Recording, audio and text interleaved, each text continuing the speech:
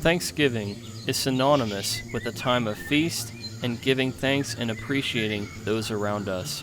It's been nearly 5 years since we've had a Thanksgiving feeding episode, and I couldn't think of a better time to do it than also to talk about an update of the animals I've been the most thankful for inside the 242-gallon Pennsylvania Woods Vivarium. When we start out this Thanksgiving special, we can't look further than to talk about Junia, the female American toad who nobody wanted.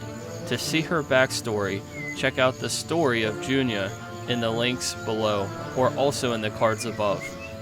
Anyway, this female American toad, who lived in quarantine and in small 10-gallon enclosures for nearly all of her life, has found hope and found more purpose living inside this enclosure, now receiving a toad paradise. This was the first time Junia was given the opportunity to enjoy this feast. This swarms battle that we call, aka the feeding videos, where I usually spam the tank with a lot of different feeders, or maybe one feeder, but many of them, and allow the frogs and toads to gorge themselves. As we get ready for the upcoming swarms battle, we also have to take time to talk about how Junia's been doing inside this ecosystem.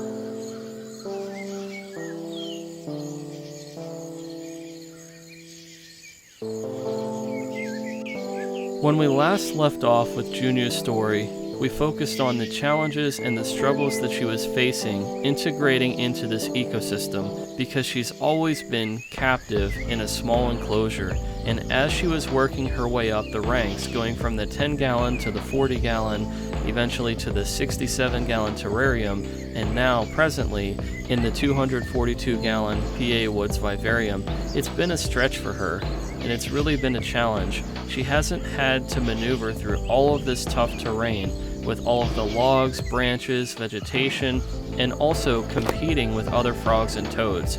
Junia had lived on her own for somewhere between 5 to 10 years, so integrating into an ecosystem with other competitors is not something that a much older American toad can just pick up and do, especially when her counterparts mostly are all from the wild, either just removed from a year to literally months in Ananias' case.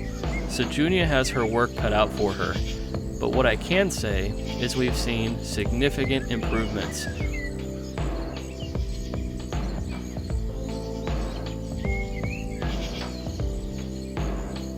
For starters, Junia's not afraid of the other frogs and toads in the enclosure.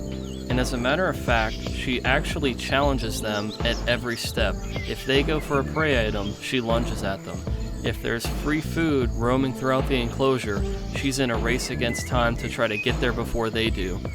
She's really stepped into her own and really formed her personality, being a lot more outspoken and showcasing herself a lot more out in the open than the other frogs and toads. It's been refreshing to see something moving inside the enclosure, because for months there had been no sign of life unless it was late at night. So Junia coming out during the day expecting food is what I'm most used to with a female American toad. It's taken multiple months to get to this point, but finally I'm starting to see the true personality of Junia unfold inside this ecosystem. And with her personality coming out, we get a chance to see her aggressive and dominant tendencies that most female American toads possess, and we'll have a chance to watch her interactions with the patriarch, the current ruling animal inside these lands, Ananias, the male American toad. We have to talk about them in the same sentence because they've had a blooming rivalry inside this enclosure, consistently challenging one another.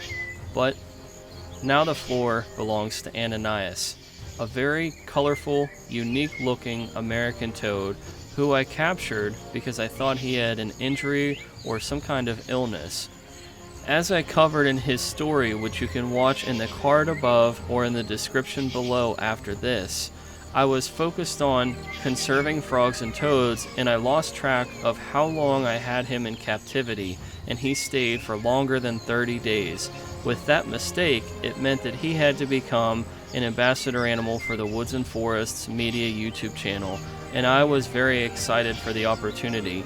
And as time went on, I learned his personality, and I can say it's been a true privilege and blessing to work with Ananias. He's been one of the bright spots, along with Junia, who've really come into my life and made me appreciate holidays like Thanksgiving even more than what I did before. These two have truly made the most of every opportunity they've been given, and Ananias has had to scrap and fight for every opportunity that he's earned. And as we talk about this upcoming swarms battle, it's crazy to think that this little male American toad has held his own, going up against significant battles and challenges with the other animals in this ecosystem. And we're going to finally see another installment to the Ananias versus Junia rivalry. If you don't think American toads are territorial or aggressive when it comes to food and space, basically resources and habitat, then you're going to love the upcoming scenes. You're going to have the chance to see the challenge that Junia laid out for Ananias during this Thanksgiving swarms battle. When the food is all throughout the enclosure and everything is on the line, who's going to take the top spot? Is it going to be the competitor Junia, or is it going to be the champion Ananias? We'll have another installment right now.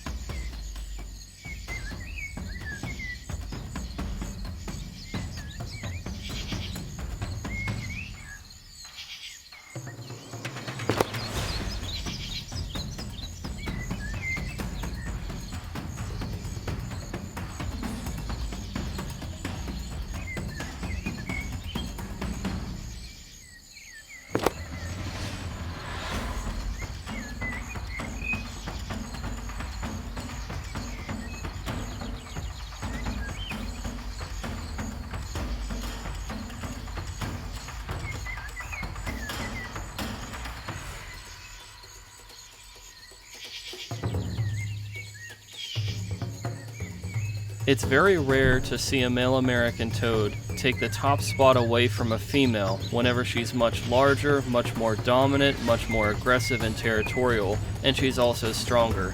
You could see how much bigger Junia is, but even though she lunges at him and she continues to try to stress him out and push him away from the food to try to stake her claim as the dominant animal, he'll literally get in her face and challenge her He shows her that he's not afraid and he's not going to back down.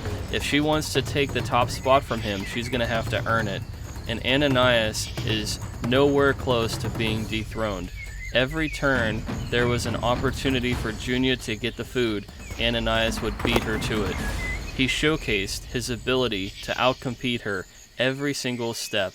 I literally had to hand feed Junia and make sure she was able to eat because Ananias kept coming and he wouldn't stop. He wouldn't even give her an opportunity to eat the food. And her aggressive nature and behavior was telling her to try to push him away and scare him off so that way she could eat. But Ananias doesn't have the same playbook that every other male toad does. He's scrappy, and he's going to do whatever it takes to keep his top spot. I've never seen a male toad like this guy, and it's something incredible to catch on video. Generally, a male American toad is submissive and very timid, but not this guy. Take a look at his encounter with this earthworm. He's aggressive, and he's a good hunter.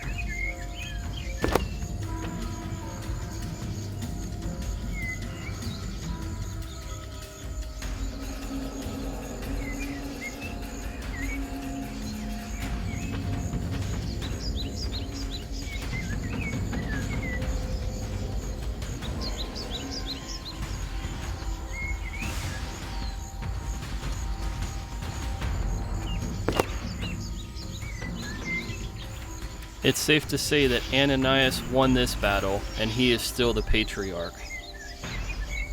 It's going to be fun showcasing this great rivalry with these two American toads. We're going to get some really incredible footage and learn what American toads are willing and capable of doing in large captive spaces.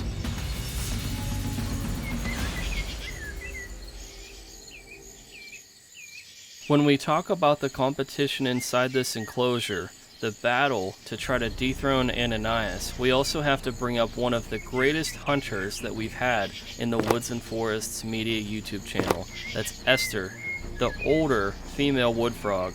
She's been in our care for over 4 years, and she's somewhere between 4 to 7 years old. Even though she is considered old for a female wood frog, she's not taking any steps backwards. She's very dominant and aggressive when she wants to be. And look at how she blends in with her scenery. She's got that cryptic coloration. If you didn't see her belly and underside, if she would hunch down, she would blend perfectly in with all the debris, the leaf litter, the wood, the rocks and branches, and everything else. Her left eye appears cloudy because she got an injury one night while she was hunting a cricket. She scraped her eye off of the rocky background. We had to treat the eye with bacterial eye drops, and thankfully we were able to get it to go from being completely cloudy with the thought that she might never see out of the eye again to almost coming back to being completely clear. She's been a true blessing to watch and observe. One thing I've learned over the years between the wood frogs versus the American toads, it's almost like the dogs versus cats debate. Wood frogs are very much like cats. They don't want to be touched, they don't want any attention, and they don't want you to see them unless it's on their terms. If Esther is seriously hungry, she'll come out and hunt and compete. But most times, she likes to hang out and try to be as mysterious and hidden as possible. She only comes out very late at night. It's almost impossible to get shots of her on the camera unless she's really hungry or I missed the enclosure. That's whenever she comes to the surface. During the swarms battle, I knew she wasn't going to have the same opportunity to hunt. She wasn't as hungry as Ananias or as Junia, and she doesn't try to challenge them like that unless it's crickets hopping around in the open. She's just not going to go for something that's on a target. Wood frogs don't really want to be target trained. They like to hunt. With that being said, it was a rare opportunity to throw Esther one of her favorite food items, an earthworm, and watch her gulp it down. This is one of the challenges and struggles having a mixed species enclosure, but also having multiple animals that you have to account for. You have to game plan for how you're going to keep everybody alive and how everybody's going to be successful and thrive and live their best life. We have to include Queen Una and the united, our black field ant colony, when we talk about all of the different stories and battles going on throughout this story. The Woods Uncut doesn't just feature Ananias and Junia. Along with Esther, the black field ants are going to be showcased, and I can't wait to learn all of the little quirks and tendencies that this colony has, and how Queen Una is going to pump out many black field ants. They are predators in their own right, but they're going to be unbelievable to watch interacting with the frogs and toads, as a few of them here and there are going to venture into the PA Woods Vivarium and become one of the next great swarms battles. But the colony has to get much larger, and Queen Una has to get established living in these lands. Even though their ant colony is outside of the PA Woods Vivarium, they still are treated as if they are a part of that ecosystem, and everybody is a part of the same story. Everybody has a place. Everybody has made me even more thankful and appreciative of this holiday season. I'm so glad that I had the opportunity to acquire these ants from Mac, from Tar Heel Ants, and I'm so thankful that I was able to pick up all of these frogs and toads. Most of them were by accident, mistake, or reluctance. It wasn't even in the cards that it was my personal choice to pick any of them. They all sort of found me. And honestly, that's one of the best things that I can think about for a Thanksgiving message. We have to be appreciative and thankful and even grateful for the opportunity that we have in our lives, whether it just lands on our lap or it's something that we have the opportunity to go and take ourselves. All of these animals have been a bright spot and helped me to become even more of the person that I'm going to become in life. They've all taught me so many valuable lessons. I love watching these animals and their lives unfold in the luxury of my bedroom. I can't wait to focus on even more of the Woods Uncut and showcase the beautiful critters that call Pennsylvania and this enclosure home. Happy Thanksgiving. Don't forget to like and subscribe and share for more The Woods Uncut content. Thanks.